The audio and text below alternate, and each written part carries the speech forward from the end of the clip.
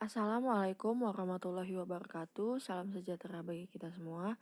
Perkenalkan, kami dari kelompok 1 yang beranggotakan Asri Mila Cahaya, Brian Nurbagja Permana, Daniel Simarmata, Febianto Arif, dan Ginanjar Bagus Sajiwo.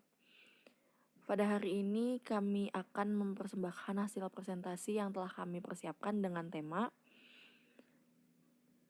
konseling perkawinan sebagai salah satu upaya membentuk keluarga bahagia.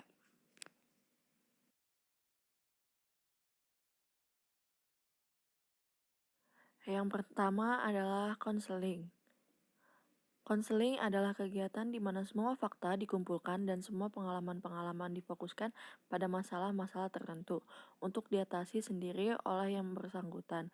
Dalam hal ini adalah konselor, di mana ia memberikan bantuan pribadi dan langsung dalam memecahkan masalah-masalah itu.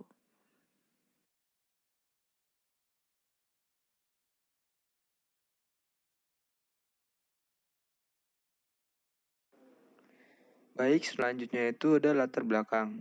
Latar belakang diperlukannya konseling. Berangkat dari hakikat manusia sebagai makhluk yang paling indah dan paling tinggi derajatnya sehingga mendorong manusia untuk terus maju dan berkembang tanpa henti dari zaman ke zaman. Dari situlah maka dimensi-dimensi kemanusiaan perlu dikembangkan dengan beberapa pertimbangan.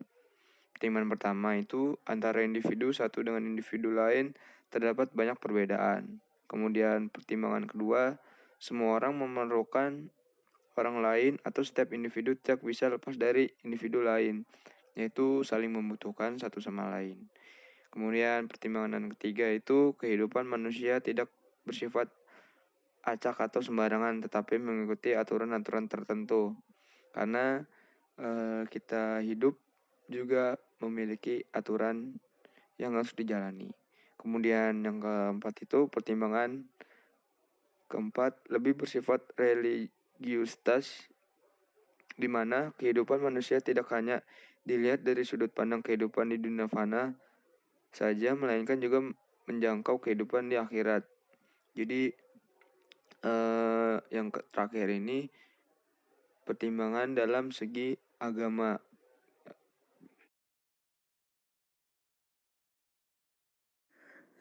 Slide selanjutnya ada perkawinan. Dalam Undang-Undang Perkawinan adalah ikatan lahir batin antara seorang pria dan wanita sebagai suami istri. Pasal perkawinan, Undang-Undang Perkawinan Nomor 1 Tahun 1974 yang dimaksud dengan perkawinan adalah ikatan lahir batin antara seorang pria dan seorang wanita sebagai suami istri dengan tujuan membentuk keluarga atau rumah tangga yang bahagia dan kekal berdasarkan ketuhanan yang Maha Esa. Undang-undang perkawinan ini dilengkapi dengan Peraturan Pemerintah Nomor 9 Tahun 1975 yaitu tentang pelaksanaan Undang-Undang Nomor 1 Tahun 1974. Dengan berlakunya undang-undang tersebut akan menjadi acuan dalam perkawinan di Indonesia. Selanjutnya yaitu pertimbangan yang berkaitan dengan konseling perkawinan sebagai salah satu upaya membentuk keluarga bahagia. Yang pertama, manusia mempunyai kebutuhan secara fisiologis. Salah satunya adalah kebutuhan seksual. Kebutuhan ini menghendaki pemenuhan. Bila kebutuhan ini tidak dapat dipenuhi dan tidak dimengerti oleh yang bersangkutan, maka akan merupakan hambatan dalam kehidupan individu tersebut. Yang kedua, manusia mempunyai kebutuhan secara psikologis. Misalnya, ingin mendapatkan perlindungan, kasih sayang, ingin merasa aman, ingin dihargai, dan lain-lain. Kebutuhan-kebutuhan psikologis ini akan dapat terpenuhi antara lain dengan melalui perkawinan. Kemudian, persyaratan untuk melaksanakan perkawinan. Persyaratan ini ada yang bersifat umum dan ada yang bersifat khusus. Yang bersifat umum diatur oleh undang-undang, misalnya perkawinan hanya diizinkan jika pihak pria sudah mencapai usia minimal 19 tahun dan wanita minimal berusia 16 tahun. Penentuan batas usia juga didasarkan dengan pertimbangan dewasa secara biologis, di mana sel telur dari pihak wanita siap untuk dibuahi apabila terjadi hubungan antar pria dan wanita. Karena salah satu dari tujuan dari perkawinan adalah untuk mendapatkan keturunan.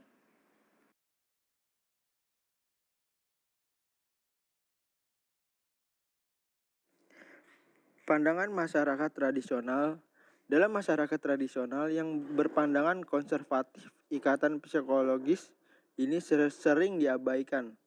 Menurutnya, kurang berperan dalam kehidupan berkeluarga, sehingga dapat mudah terguncang dalam kehidupan berkeluarga yang dapat menimbulkan terjadinya perselingkuhan, percecokan, karena tidak adanya kesamaan persepsi, perbedaan yang mencolok dan lain-lainnya, bahkan dapat berakibat fatal yaitu terjadinya perceraian. Prinsip-prinsip membangun keluarga bahagia. Yang pertama, tumbuhkan komitmen. Jadi, dalam berkeluarga harus ada yang namanya komitmen.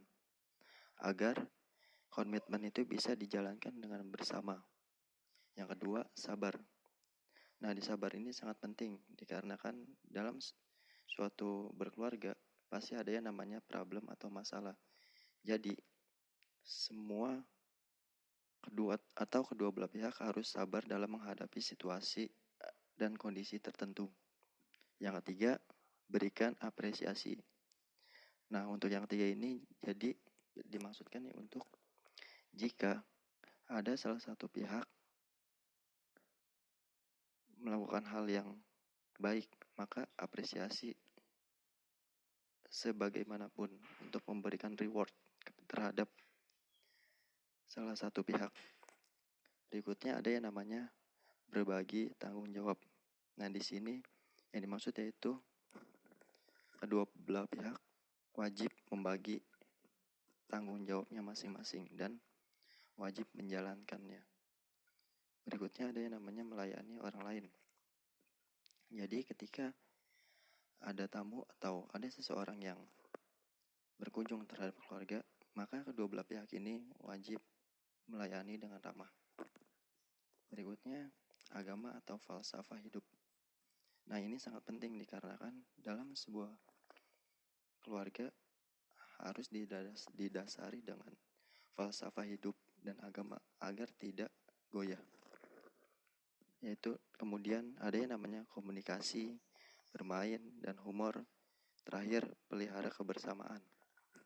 Nah, dalam tiga ini yang dimaksudkan yaitu dalam sebuah situasi keluarga harus menjaga komunikasi agar tidak ada yang namanya miskomunikasi atau kesenjangan komunikasi, baik dalam bermain ataupun diskusi dengan santai. Dan itu pun harus dipelihara bersama agar tidak ada yang namanya kesinggungan.